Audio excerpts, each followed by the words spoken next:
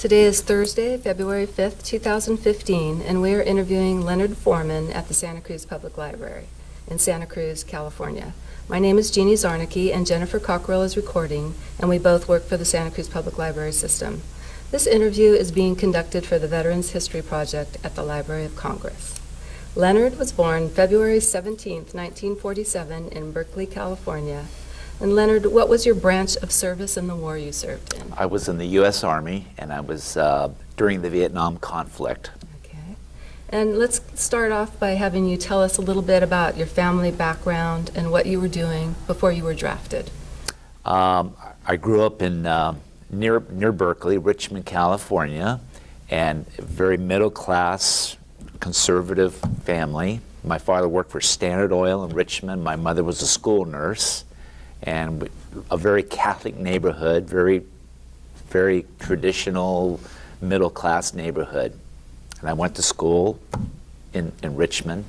I got out of high school in 1965. Okay. And when were you drafted? I was drafted in June of 1967. Okay. I had been going to junior college. There's a junior college in the Richmond area. And at the time, I had a student deferment, but I think I was playing too much pinochle and cards in the cafeteria and not taking school very serious, and my units had dropped. If you maintained a full class status, then you were exempt from the draft, and my classes had lapsed, and so right away, in those days there was draft boards. Every town had like a draft board, and it was up to the colleges to notify the draft board that my status had changed. And my status had changed from a full-time student to a part-time student, and then I was drafted just within 6 months. Okay. And what was, talk about your basic training, where it was, and the details about what transpired in your basic training. Boy, it was certainly a shock. I was 20 years old, and I'm sure my mother made me lunch and prepared me for that day I left. We had to go to what they call an induction center in Oakland, California, and then we knew something was going on because it was always a hurry up and wait type environment, and they actually sent us to Fort Lewis, Washington first. And they didn't have room or time to train us, so they ended up flying us down to Fort Polk, Louisiana. And so I did my basic training at Fort Polk, Louisiana. And it was in June, July, and August of 1967. So the weather was just, I was born and raised out here in California, so going to that environment was just so foreign. And then as we were stepping off the bus, we had a drill sergeant just literally screaming and yelling at us. It was just such an intimidating environment. You know, having seen my mother and father just within days before that, and here was this drill sergeant, just very, very intimidating. And the physical regimen, I'm sure, in that heat as well. Oh, very much so. And right. Maybe the clothing that you had to wear.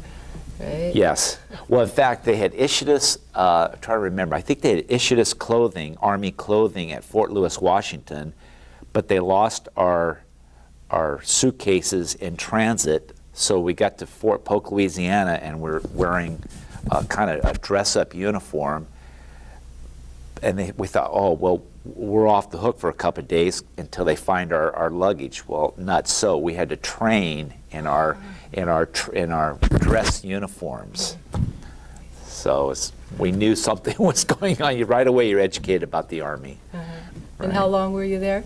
I was at Fort Polk for 8 weeks. Basic training in those days was 8 weeks. And did you have specialized training after that? Or did you go right away to Vietnam? No. It was interesting. In basic training, they would pull us out individually and ask us if, because in those days, draft was 2 years, a 2-year commitment. So they would pull us out and ask if we wanted to extend our time and be able to go to a school. Well, I had been studying electronics at junior college, and I thought, well, I should look for maybe something electronics. And so I went to, they had a career center.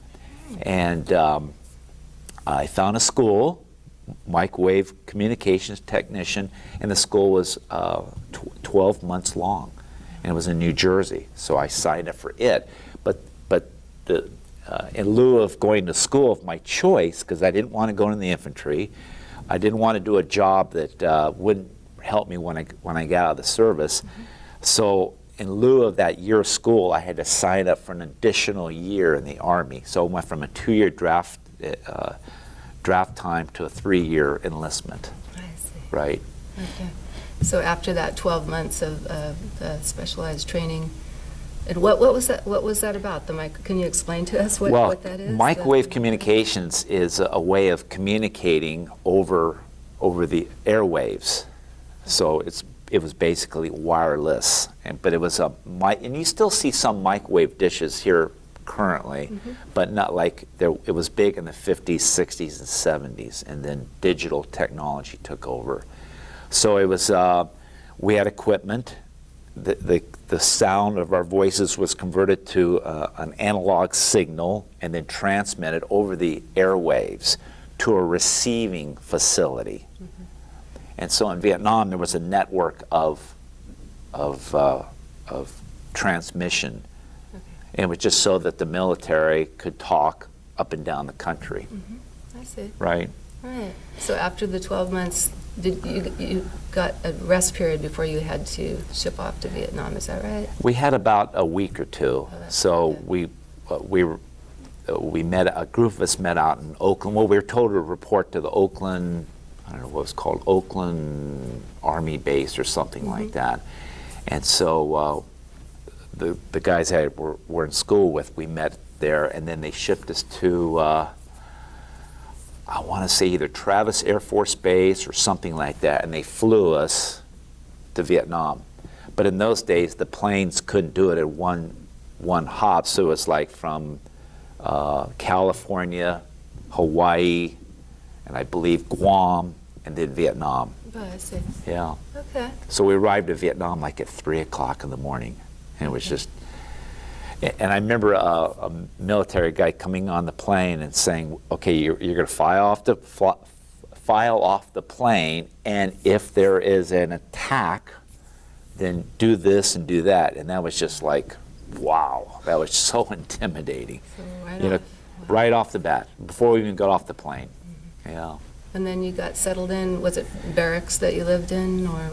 It was barracks, but there again, typical Army, they really weren't sure what they were going to do with this, so we were at this receiving station in near Saigon for about 3 or 4 days.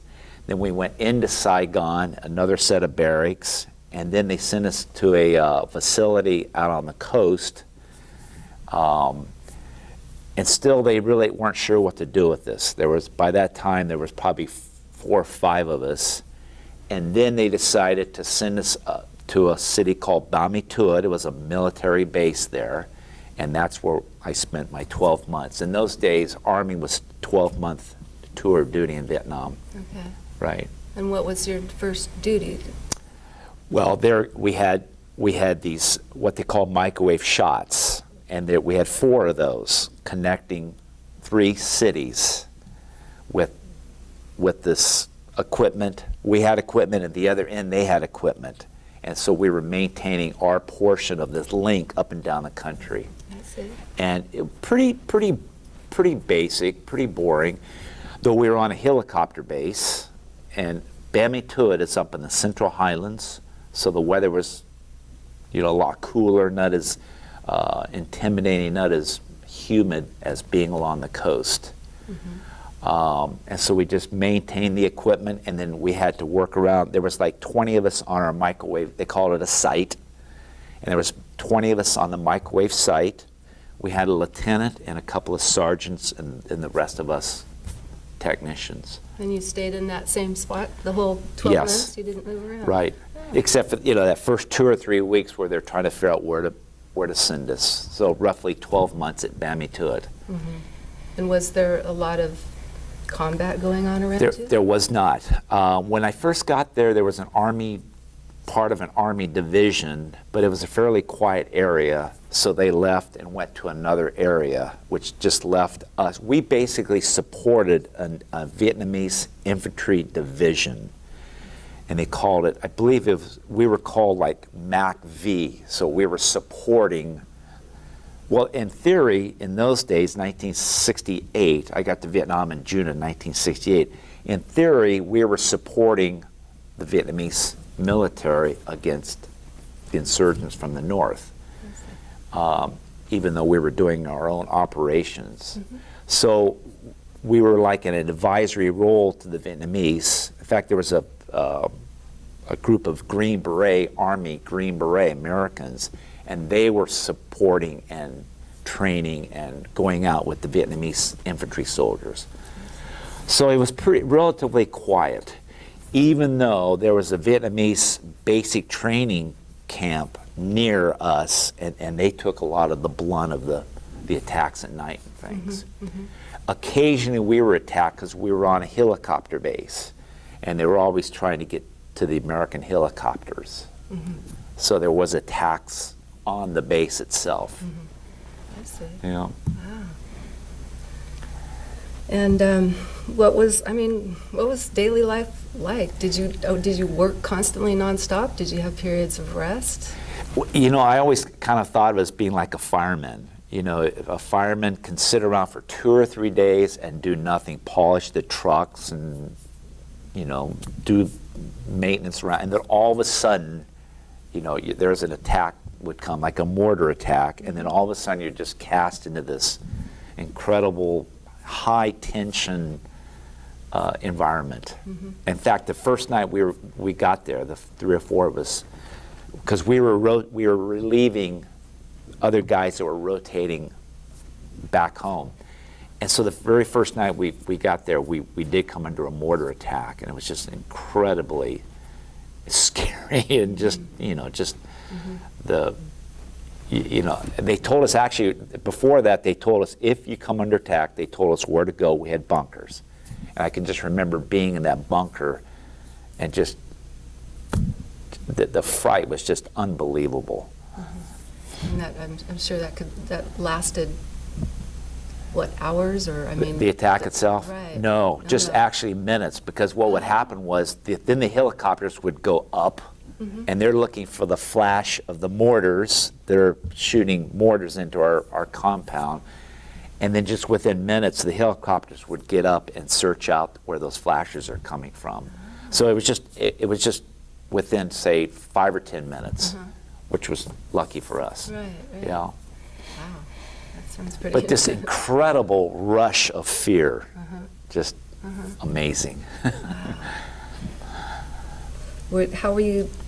How did you keep yourself busy in the downtime? Did you read? Did you play cards? Well, I guess I was lucky, because nearby there was a French Catholic school run by French nuns. And so every time they knew that a new group of soldiers had arrived, they would come and visit our site, and they would ask for help. Mm-hmm. And the lead nun would ask if we would come and help them in her school. And I said yes, I would. So for a year, I helped teach English to some of the Vietnamese children. That's great. And so I did that 2 or 3 times a week. And it really helped me understand, you know, their struggles. And I had some really, because the nuns spoke really great English. And so it was just a really great environment, great experience for me to be able to sit down and talk with the lead nun or the head nun, mm-hmm. and just really understand where each of us were coming from. Mm-hmm. They pretty much had free reign. They could go anywhere they wanted to without being intimidated by insurgents, mm-hmm. whereas we pretty much could not do that. So I was able to do that, and that was just a real lifesaver. Yeah, it was great. And were you able to stay in touch with your family or friends back home? The only way you could really keep in touch with by letter writing, you know, in those days there was no obviously no Skype, no computers, nothing like that. So it was all done by letters. Though we did have, and it was really difficult, there was a group called Mars Radio. And it was really difficult because it was like one-way transmission. So I did it a couple of times, but it was kind of frustrating because you'd have to speak and then say, I think you had to say stop or over. And then that meant the transmission came, in a receive mode.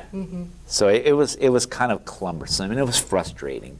Here it's already emotional, talking to your parents and then having this caveat of saying over. And so, but the letter writing was the big deal, and packages from home. Oh, I bet. Yeah, everybody got their packages and everything, and we'd share things with, or there'd be a tin of cookies coming from home. By the time they got to us, they'd been in transit for like 2 or 3 weeks. They'd be like just a container of crumbs. That's funny. Still tasted good, probably, right? Right.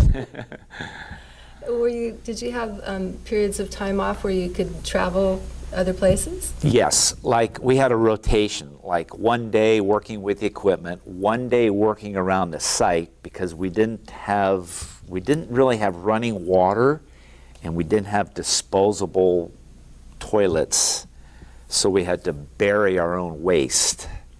So there was always work to do around the site. And then we had like the third day, and then that night we had guard duty because we had to pull guard duty in a bunker on our side of this helicopter base. And then when we got off the guard duty, then we had the whole next day off. And it was a lot of sleeping and letter writing. We could go, there was a large town, a Vietnamese town near our base. And it was really interesting because because the French were there, and there were still French farmers there. There was rubber tree plantations, and there was coffee growing.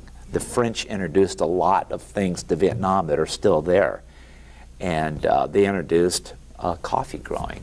So we could go into town, and it was safe. We didn't have to carry weapons during the day, and so we had a chance to interact with Vietnamese. I don't really remember interacting with any of the French that were still living there. But that was pretty much the extent of our traveling.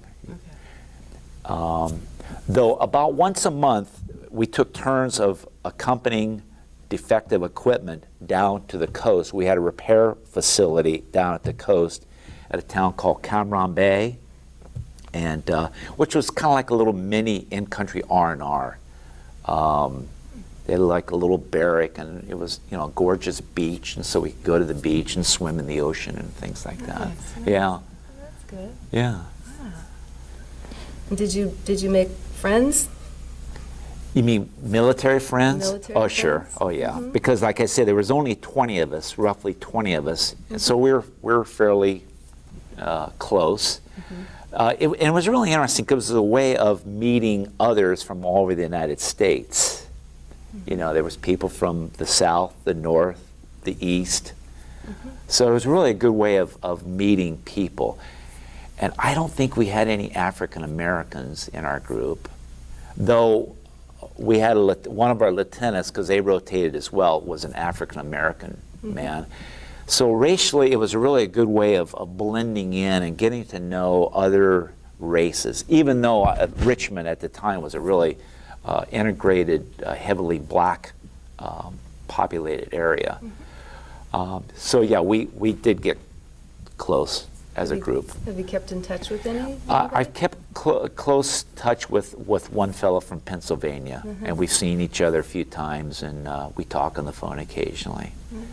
It's funny because the one regret, I didn't really make any way of keeping in touch with the head nun from that school, and I wish I had made some sort of a better plan to keep in touch with her. We were just so focused at the end there, because we knew when we were going to rotate out.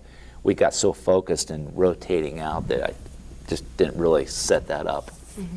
So after the 12 months, What happened then? Well, I still had a year left to go, and somehow we got an address of a department in the Pentagon, and I just by chance wrote this letter to this department, this Army department, and I requested to go back to New Jersey. I had gone to New Jersey for my training, and I liked it there. It was a fairly small fort, and it was a very educational fort. It was small, it was not far from the ocean, it was not far from New York City, so I asked to go back and become an instructor at that post. And I got my orders to go back to that same post. And so they ran me through, so I had a year left to go, so they ran me through a school to become an instructor. And so I became an instructor. And that was for your additional 12 months? Exactly. Okay. Oh, I think I failed to mention, when I went to school in New Jersey for the training, they were running 3 shifts. And I was on the 11 at night till 7 o'clock in the morning shift. And so when we would come in at 11 o'clock, it was like a regular classroom environment with an instructor, blackboards, and we had books and schematics, and the equipment was there. And we like to joke that the seat we sat in was still warm when we sat down. So they're running 3 shifts to, because it was obviously very accelerated to get men out of training and get them into the field. Wow. So you must have had to adjust your schedule to stay awake in the middle of the night. It was very difficult. Wow. Yeah, because I remember we had like large tables like this, so there'd be 2 of us, and we'd have to unfold our schematics.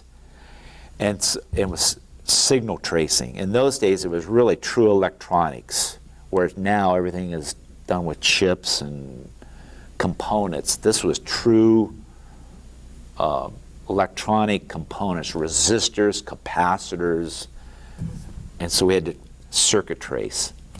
And so when you taught, did you have to do that same schedule? Exactly. Oh, wow. Exactly. Well, actually, I think I was on the evening shift, like from 4 to 11 or 3 to 11. And then the latter part, they had cut it down to 1 because things were really starting to wind down, because I left Vietnam in June of 1969 and got back to New Jersey in July of 1969. Things were actually starting to wind down. And so they didn't have this dramatic need for microwave technicians. I see. So then I was fortunate enough, then I had the day shift, which is just regular, like just going to work. We wore an Army suit. I lived off post. I was married. I got married, and so we lived off post. Okay. So you weren't in barracks in New Jersey. You were off. No, Okay. no. Oh. In barracks. I mean, at an apartment we rented. Okay. Yeah. Nice. Mhm. Oh, wow.